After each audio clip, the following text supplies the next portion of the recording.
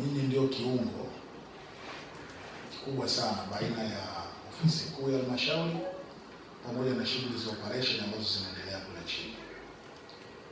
Kifupi naweza tukasema kama ni mtendaji wa kata basi wewe ndio CEO wa kata, na kama ni mtendaji wa kijiji wewe ndio CEO wa kijiji.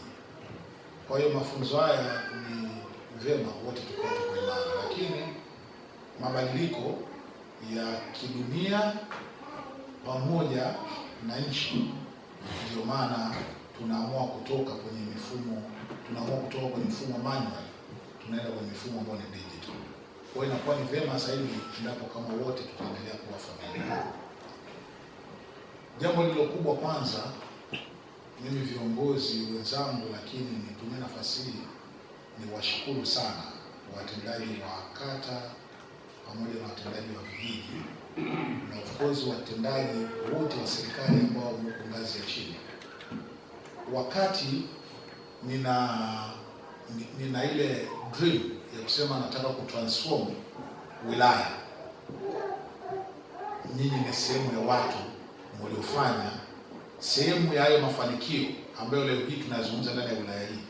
Nyinyi ni sehemu ya watu mliofanikisha. Ni asanteni sana.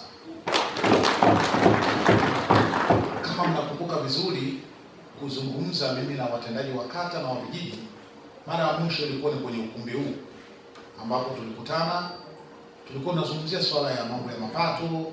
Kipindi tumetoka kwenye operation,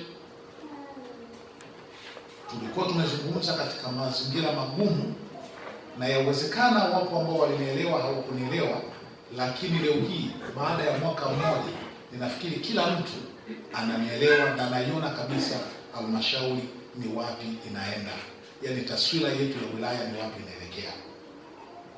Mungeamua kujizima data, ingeishia tu kwamba ni maneno, mipango, mikakati ambayo nilileta kwenu, na alafu jambo lisitekelezwe kitu chochote. Na pia kati ya kitu ambacho niliwaomba niwaambie kwamba tuna transform wilaya,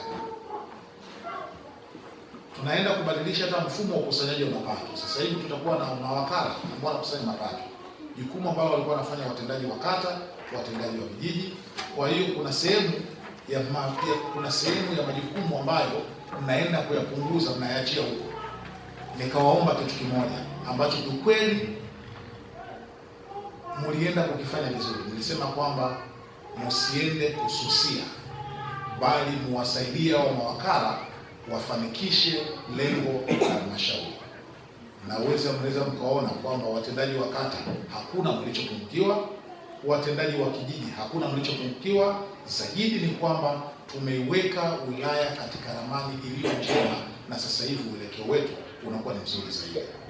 Kwa hiyo mimi binafsi, hata kama sifa zitakuja kwangu, zitakuja kwa mkurugenzi, zitaenda kwa mwenyekiti wa halmashauri, zitaenda kwa dasi, idara ya mapato, lakini kiungo namba moja ambao wamefanya haya yakamilike ni watendaji wa kata pamoja na vijiji.